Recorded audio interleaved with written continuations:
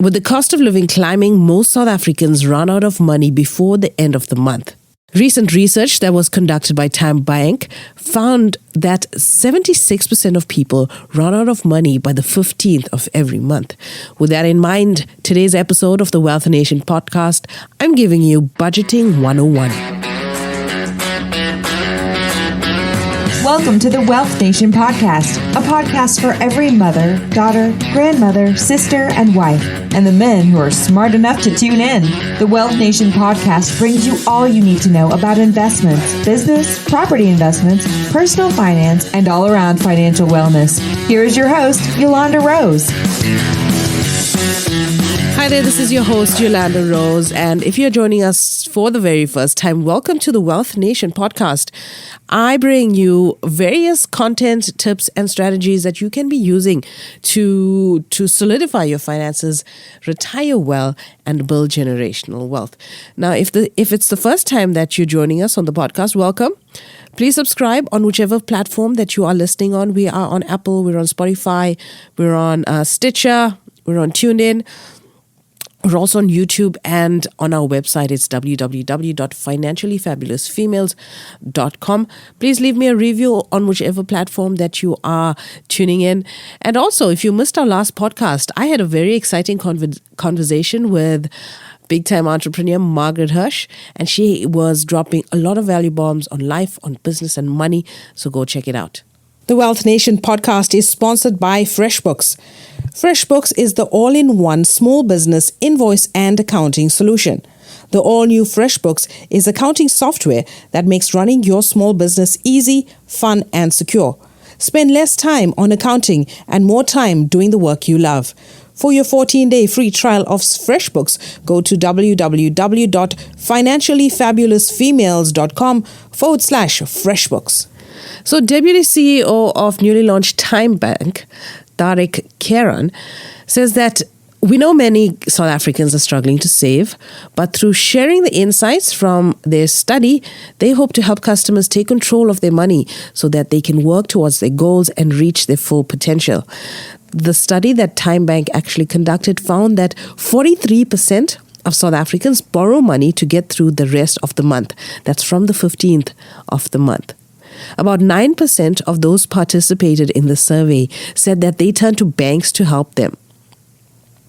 20% use credit cards, and 59% resort to borrowing money from friends and family.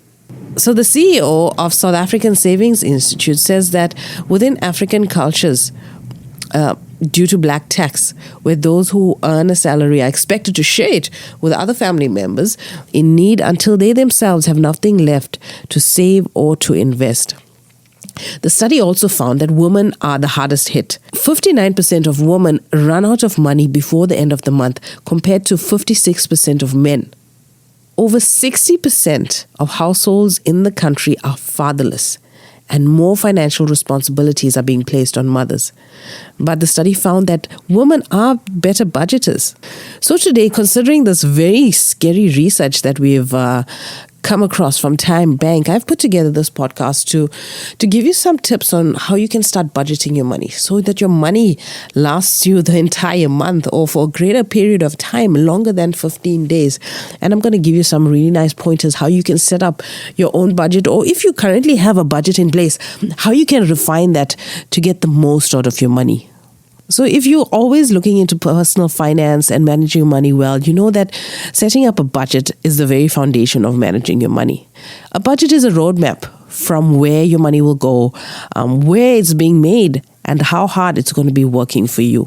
Creating a personalized budget is essential to developing the right spending habits and setting aside money for the long term, and ensuring that money in your bank account goes where it needs to be. But how do you budget? Firstly, determine why you want to budget. Are you going to budget because I'm telling you to do so right now? Or is there a reason why you want to budget? You want your money to last you the entire month. You're saving for a specific purpose. Understand the why of why you want to budget. I just want to quickly tell you about some really cool audio content. Now, since you're listening to this podcast, you most likely enjoy consuming audio content. I wanted to tell you about Amazon's Audible platform. Audible is a subsidiary of Amazon and is the world's largest producer of digital audiobooks. Their selection include over 300,000 best-selling digital audiobooks, radio and TV programs, and audio subscriptions to popular magazines and newspapers. I would like to give you a 30-day free trial of Audible. All you got to do is go to www.financiallyfabulousfemales.com/audible and click on one of those links, and it's going to take you to your 30-day free trial where you can download 2 free audiobooks from Audible. Like what you hear so far? Make sure you never miss a show by subscribing on Apple Podcasts, Spotify, or Tuned In. Now back to the show. Secondly, you need to really dive deep into current spending habits before you can create a realistic budget. Or even if you have a budget and you really gone wayward with your spending, you need to create something that's really realistic for you. Understand where your money is going. What I usually do every couple of months, I print out my bank statement. And then it's not just browsing my phone app or my computer online, but I really print out my bank statement. Since banks have moved away from posting your statements, I print it out. I sit with a bunch of colored highlighters and I highlight what is wasteful expenditure and what are necessities. That is one way I understand where my money is going, where I need to cut down. Am I spending too much on takeaways? Have I exceeded my petrol allowance or my petrol budget for the month? That is how I understand how my spending habits. I try to do this every second month or so. So you need to understand where your money is going. And when you do this exercise, I promise you will be really surprised as to where your money is going, how lackadaisical you have been with your money. So I suggest that you do that with your bank statement at least every month, so that shock hits you and you start taking your budgeting seriously. And the next thing that you need to do is use a calendar to catch a trend. For example, I often find myself overspending around month end. I mean, money hits your account, you're going out for dinner more often, getting drinks more often. Try and understand which time of the month that spending usually happens. So when you are sifting through your bank statements, sit with a calendar. Or you will find that spending peaks at certain periods in the month. So understand when that happens. If you get paid on the 15th, you'll find those spikes around the 15th, or the 25th, you'll find those spikes around the 25th. But try and understand your spending patterns in terms of an actual calendar during birthdays, during vacations, during Christmas. The next step of setting up your budget is to add up all your income. Now, if you only have your salary, one, you need to diversify your income, start a side hustle or something like that. But add up all your incomes, be it rental income, investment income, a side gig, your side hustle, business income, income from investments, all of your incomes that you have in place, tally it up so you have your one total for the month. Now, if your income is variable, for example, you're a commission earner and your income varies every month, this means you'll have to decide on your own monthly salary. For example, I know if you're a commission earner, you're not spending everything that you have in the 1 month, you're stashing a good sum away. So when you do have those multiple incomes, pay yourself a salary every month. If you got 60 grand coming from your various income sources, pay yourself 40 grand a month, stash the rest away. A lot of the times you find that you're actually living off your last month's income when your income fluctuates. So it's important that you not spend everything in that 1 month. Thereafter, you're going to identify your personalized financial goals, such as, are you saving specifically for retirement, or are you building an emergency fund? Are you saving to buy a home, purchasing a new vehicle? Identify those goals and include those goals in your budget. Then decide how much you need to save. If you're planning to buy a house for $1 million, you got to save at least a 10% deposit and cover your bond fees, your conveyances cost. So be specific about how much you want to save. Also, empower your family, empower your partner. If you're single, great, wouldn't need to consult anybody else. But if you're in a household, you've got your partner, you have multiple incomes from various people coming into the household, have a family meeting. I mean, why not? I mean, you talk to plan your vacations and plan parties, right? So why not meet to plan your money? Then you're going to decide on the kind of budget that you want. either a zero-based budget or something alternate. Now, let me explain what a zero-based budget is.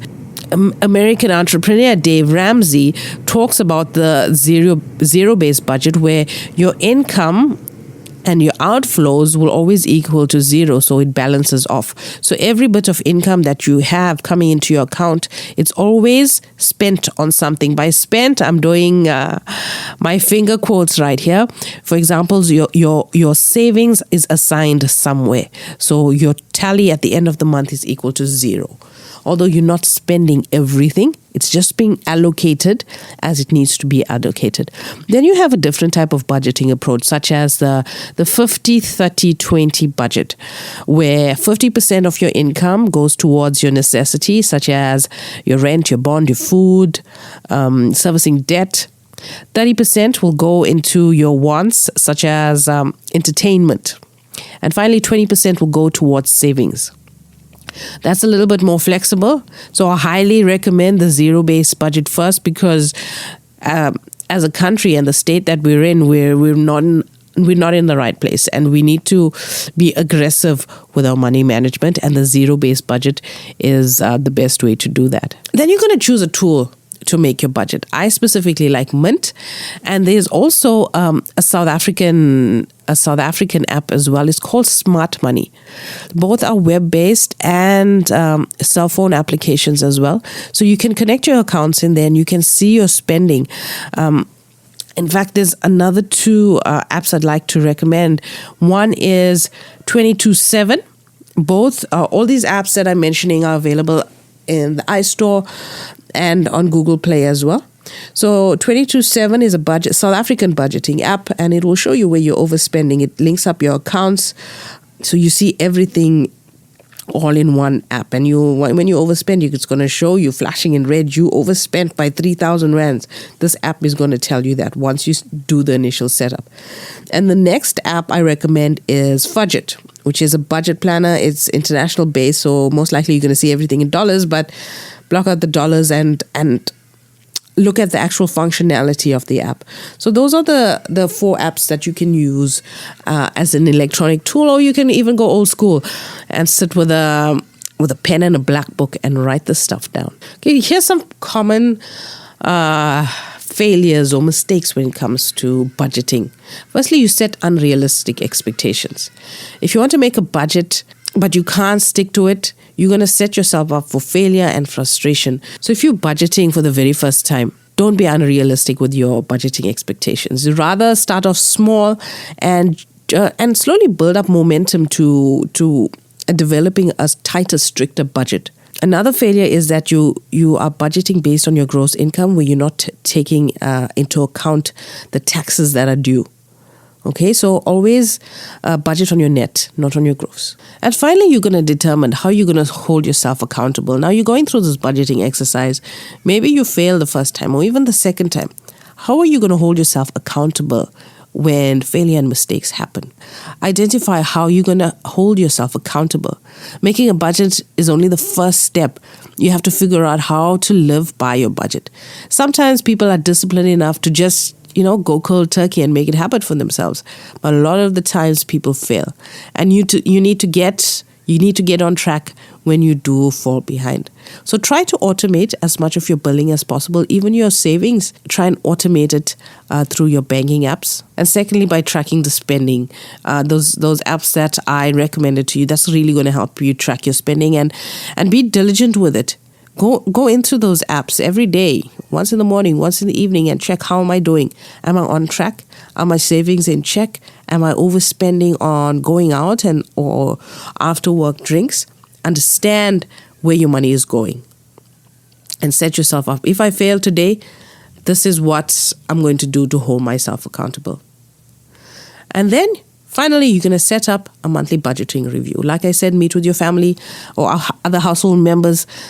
Sit and review your budget. I mean, big companies are doing it. They are budgeting. The government is doing. They're budgeting. They're not doing it very well, but they are budgeting. So check as a team. Hold yourself accountable. Like if Johnny overspent $100 this month on his airtime, you need to hold himself accountable. Let him feel the pain the next month. Cut back on his airtime. So it's important to check in with your budget, make the adjustments as you need, and see how you did each month, where you overspent. And if you had extra left over, then adjust your budget accordingly for the month going ahead. Your life will change over time, so changes will need to be made. Once you have a good baseline of your budget, making tweaks will be very easily.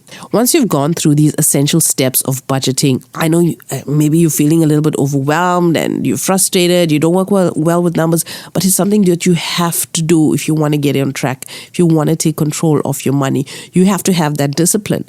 And budgeting is really easy once you go through it, a couple of times, especially if you've never done it before. So now you know every step that you need to take when coming up with your budget and putting your budget into work. A budget is not something that sits on the table or sits on your phone and you review it every couple of months or couple of weeks or even couple of days, but it's something that you live and you put into action. You need to take control of your money. Spend it well. You work hard for it, so don't flush it. So this is budgeting 101. If you're still old school and you're not into apps or anything like that, I do have a budgeting Excel template that I have included in the show notes. So check the show notes and get your free download of your budgeting app. And here's some bonus material for you. It's actually from one of the biggest financial services company in South Africa. It's from Liberty, and it's an app called Stash that will help you to save as you spend. So in a nutshell, Stash is an app-based tax-free savings account. Now, if you don't know what's a tax-free savings account, listen to our very first episode when we spoke to Magda Wierzicka, and she broke down the whole tax-free savings investments for us. So it's based on the tax-free investments that create savings out of spending. So when you buy a loaf of bread for 13 Rand 79 cents at your local grocer and you swipe your card, that difference from 13 Rand 79 cents rounded up to the next Rand, which is 14 Rand, that difference, it's just a couple of cents, goes into your tax-free savings account. Now, Liberty takes that money and puts it into an investment, a tax-free investment, into the top 40 biggest companies on the JSE. And that money grows in there. Now, it's not a lot. I know you're thinking it's not a lot, but imagine every day you're saving a couple of cents. In fact, the app even allows you to save 5 Rand, 10 Rand, 20 Rand when the sun is shining in your town. So it's all linked in on your app. It's linking into your weather app. You also save when you sweat. If you take 100 steps, 5 cents from your actual account goes into your tax-free savings. So there's a lot of incentive there. So this app is aimed at the young, very tech-oriented individual who knows that they need to be putting money away, but they don't have those substantial amounts. So every time you swipe that credit card or your debit card, money is being put into your tax-free savings. So rather than setting up a debit order or transferring money into a savings account, Stash can be one of the savings mechanisms that you do use. So every time you spend money, you select that roundup amount to the nearest 10 Rand or 20 Rand or 50 Rand that is deposited or stashed away each day into your tax-free investment. So if you want to sign up to this really nice app, check the show notes for links, or even our website. It's www.financiallyfabulousfemales.com. I have placed the links there. It's available on the Android Play Store and on Apple Store as well. And the best part about this is that there's no fees involved at all. So they're not charging you fees. So if you want, you could possibly save. You can put 100 Rand or even 50 Rand a day, which can easily come up to 2,000-3,000 Rand in savings every month. And all of this happens without fees. It's just that you don't have control into what fund this money is invested in, as it does go into the index fund that's tracking the top 40 companies on the JSE. Okay, so that's it for me on Budgeting 101 on the Wealth Nation podcast. Stay tuned. I got a nice surprise for you on our next episode. I'm talking to an international entrepreneur, and she's going to tell us how we can start our side hustle, earn in dollars, and source some very unique products from outside the country. So stay tuned for that. Thanks for tuning in. Make sure to visit our website at www.financiallyfabulousfemales.com and sign up for our free investment masterclass.